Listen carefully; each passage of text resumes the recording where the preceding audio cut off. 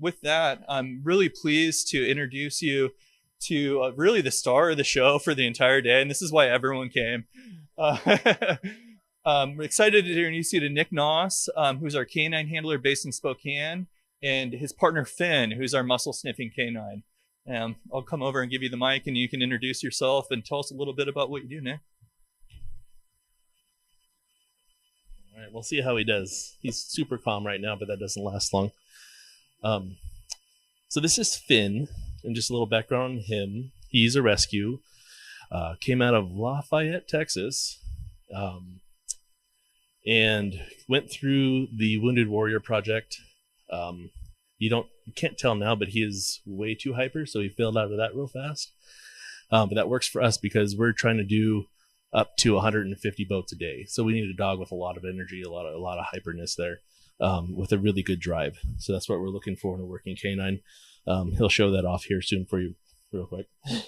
You want to start setting up the boxes? So he's been with me since spring of 2022.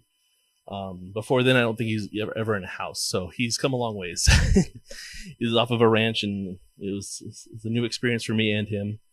And we've been doing this together for a couple of years now.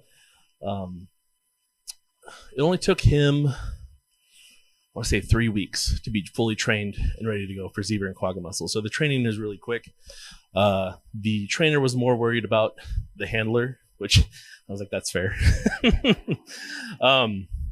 So yeah, training is really quick. It's going to differ between dogs. But like I said, 3 weeks and he's ready to hit the ground running. You can tell he's ready to just start going right now. I'll back up a little bit and I'll let you set those up and we'll see. So we use him as an enhancement tool. He's never going to be the only one to look at a boat.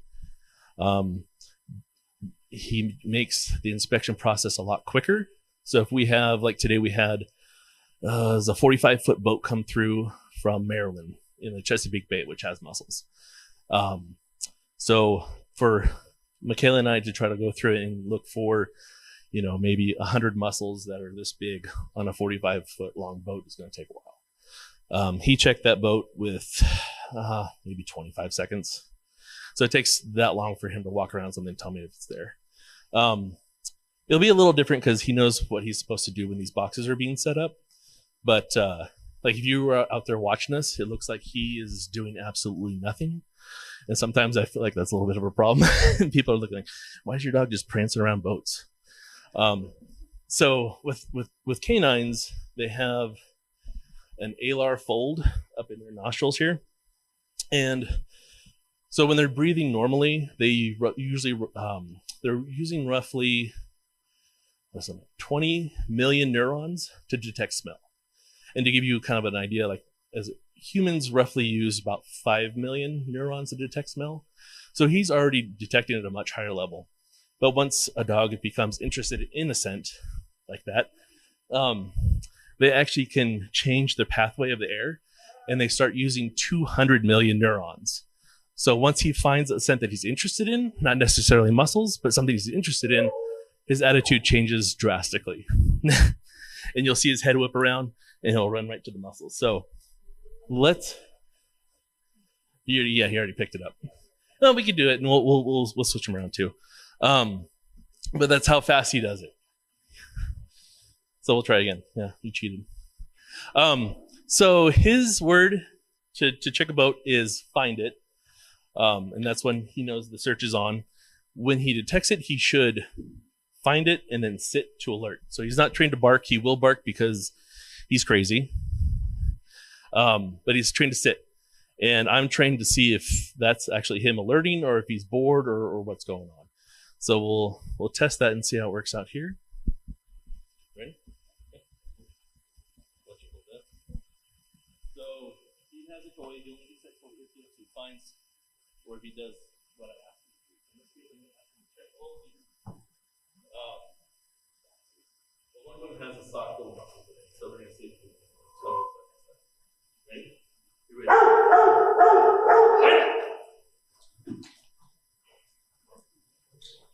Check.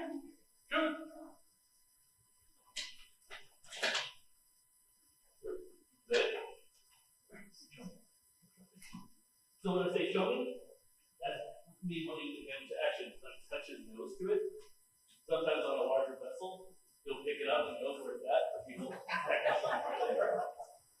So, now that he found it, he gets to play. And this is what I do all day. I have one really strong arm.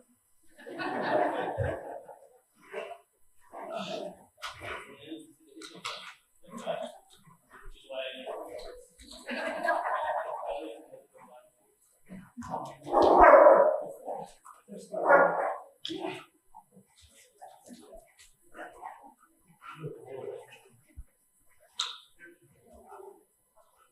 yeah, the reason you're never going to be the only thing to check a boat, or the only person to check a boat, is you have vessels that come through that have mussels on them, been dead for 3 years, but we still don't want any being there that looks like a mussel being brought up to the water. So,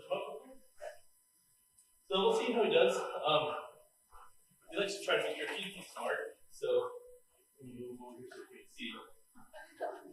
You'll know that they were in the last one. So when I asked him to find it, he's going to follow that last one.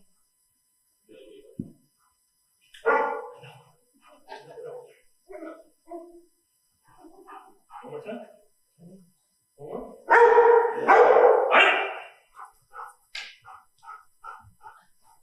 See? Cheater. That's not it. Show me. Check. Where's it? Show me. So if I go like this, and he pulls off, that means it's not a true protection. He's just trying to trick me because he wants to play. Show me. There we go. That's what I want. Good boy. Good boy.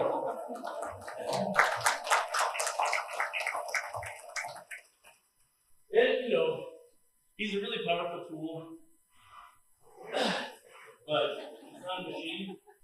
So, you have to take into account how positive, how hot is it, how long is it working, a lot of different factors. But I've topped him out at 140 boats, pushing it a little bit. He did a good job, but out.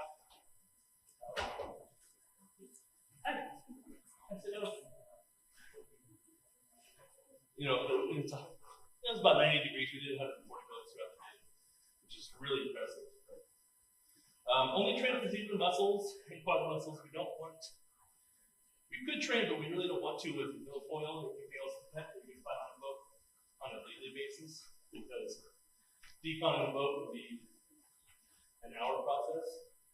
So we don't want to put someone through that. All they have to milfoil, quickly get rid of it. So, that's what we do. Any questions? How do you train them? I'm not the trainer, I'm just the handler. But we have a trainer here in Spokane. She does a great job. She has dogs that do bushmeat, ivory, narcotics, explosives. So like anything else, she starts them off with the toy, thank you. Starts them off with the toy that he shows interest in, and that's the only time he ever gets it. But in the beginning, you put that scent on the toy, you start hiding the toy, and then you kind of distance it where you have the scent by itself, and then once they find it, then you throw the toy afterwards. So just association that way. Yeah. He's our rescue. Our best guess is right at 4.5 right now. What was it?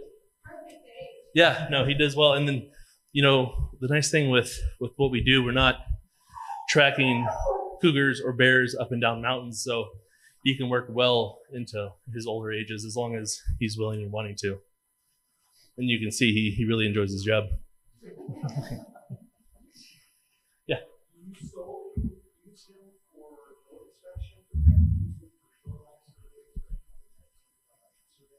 We luckily don't have any shorelines with them yet here. But we did travel to North Dakota. He's not trained to do shore inspections. That's something that I want to look into and start getting that prepped. But when we went to North Dakota, we did walk around a lake that did have zebra and quagga mussels in there. He really wasn't sure what I was asking him to do, which is the part you have to train him on, because he knows like if I have an object, I want him to search that object. He's not really trained for field searches. So he was confused, but when we went down to the water, he did pick up the scent with a rock that was sticking out. So he did sit for that. So it's very, very much possible. I know there are dogs who are trained for that, and that's something we need to get going on. He's also capable of picking up villagers. So, if I have a jar of water, and you know that, the larval stage is microscopic, he can actually detect that. He's not specifically trained for it, so that's something that we want to look into, and also try to find out like what's the part per million that's necessary for him to pick it up, because it's going to be different with every dog. Just like humans have different capabilities. So that's something we want to look into going forward as well. All right. Yeah. Any other questions? Oh, one back here, Jonas.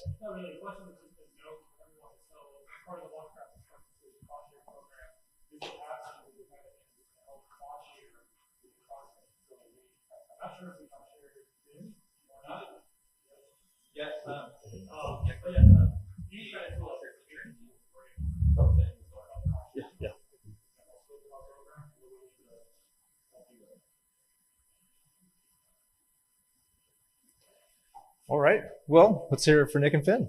All right. Thank you. No, yeah, and thanks everybody again for such a great day here. I really appreciate everyone's time, and I know we appreciate Finn too. I just wanted to reiterate that we're going to have our annual summit this summer in Bellevue, Washington, actually. So we'll have an opportunity to cover a lot of the work we do regionally with invasive species, particularly quagga and zebra mussels at our annual summit in Bellevue on July 20 through the 24th. Coming out of this meeting, though, we'll have a lot of information and reports to give out to everyone, as well as a recording from the session. So if there's any material you want to go back in and review, you'll have an opportunity to do that, and we'll be getting that material out to everyone. And then speaking of material, we still have a lot of background material, participants list and things like that at our registration table. So if anybody is interested in collecting any of that, please feel free to do that. With that, I'll go ahead and ask if Justin had any last things to say. We really appreciate your engagement and your feedback, and look forward to continuing this conversation. We see it as a start to conversation, so see this continuing in the future. And Nick and Finn will be up here if you want to take a photo. So yeah, with that, thank you all so much. Please come up and get a photo with Finn, and we really appreciate your time. Thank you all so much. Thank you.